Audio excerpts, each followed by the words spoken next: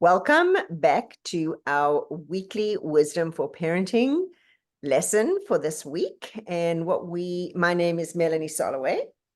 And I'm Deanna Gailey Maud.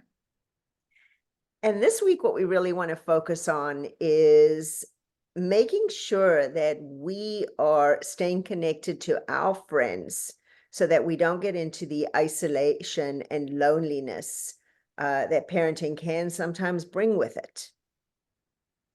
Yes, I think it's very important for us moms to, continue to be connected to ourselves and others and to make sure we're not depending too much on our children for our friendship and connection. And why that's so important is because our relationship with our children, although we can be friends with them, especially as they get older and become adults, but when they're kids, our role as parents is not to be their friend, right? Our role as a parent is to be their guide. And when that line gets too enmeshed, it becomes really unclear for them and for us as to what those roles are. And actually, just as a toddler needs to differentiate themselves from us, so too does a teen. And throughout their lives, throughout our children's lives, part of their role and part of their goal and part of their developmental stage is to develop their own persona, their own personality, so that they can feel safe enough becoming in the world who they were born to be and become. And when we become too enmeshed in a friendship with them, our feelings get too impacted by what they're dealing with or what they're going through. And then we can't be in the role that we need to actually be in for ourselves and for them. Well, and we have to remember that from the moment we get this precious little baby and bring them home, that they are individuating and continuing to move towards the world in some way. Yes, they're very close to us in the beginning, but our job and role as a parent is to assist our children into individuating, learning, giving them more responsibility to take on, to take care of themselves. That's our role as a parent, is to guide them, as you said before, and also help them support themselves as they move towards the world, because our ideal is to launch them successfully into the world, right, as their parent and guiding them. And one of the things that I think is most important for us moms and parents is to make sure that we're supported while we're in that parenting role with children at home. Like, we foster our own connections with other mom friends from kids' school, or connections of groups that we can join, like of special interests and hobbies, or we can in therapy groups, or any kind of special interest that we might have that we can start, neighbors, walks, exercising. These are important areas for us to maintain through the parenting journey. And that helps us also, it also helps our children and our families. Right. And also, I mean, I was actually talking to a dad yesterday who was sharing with me he's raised 4 kids on his own. And, his kids have been his best friends now that they're adults, but he's also recognizing that they're starting their own families. And he is not feeling as,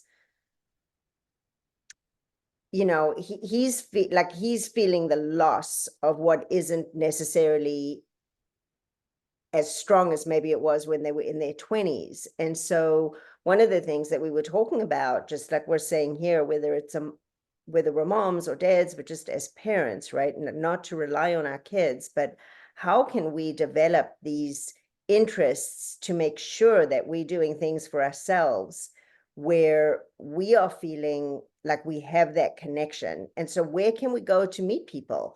When our kids were little, I remember when my kids were little, like I would join a lot of different, mommy and me type groups or parent and me type groups. I was part of a twins group where there were, couples. I was part of different classes that my kids were doing. And I met friends there who had kids of similar ages, which was great.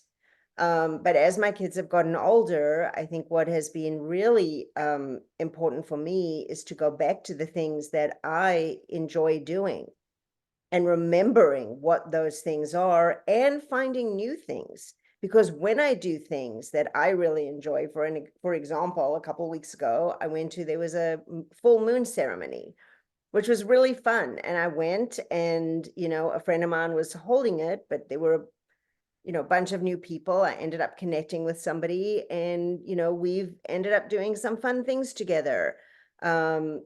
Going walking. I met a neighbor and she does tea ceremonies. And so now I've started to do tea ceremonies, like doing things that I find enjoyable for me really helps me keep my spirit up. And then I'm doing things that fill my bucket.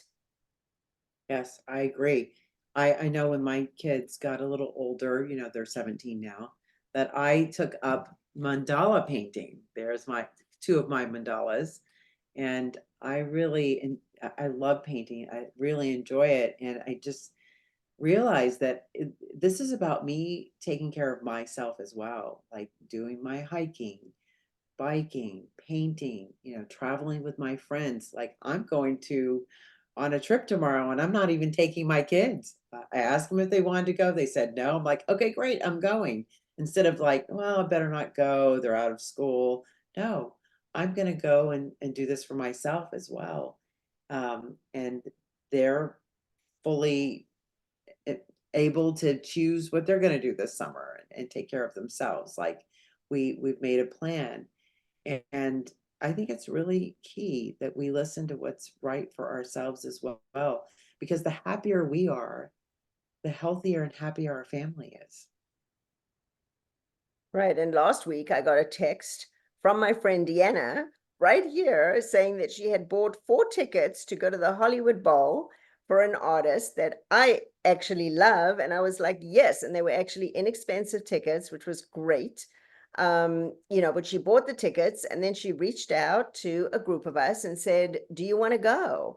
And it was really fun. We took picnic and we hung out and we enjoyed the music, and it was still a little cold even though it's summer has started in Los Angeles. But those kinds of things that we can do to just be proactive in our ensuring that we're doing things that are fun for ourselves and making sure that we keep our friendships intact. And so regardless of what mood my child is in or what my child is going through or what my child is needing, that I can be there for them because my bucket has been filled, but I'm not relying on them to make me happy. Right.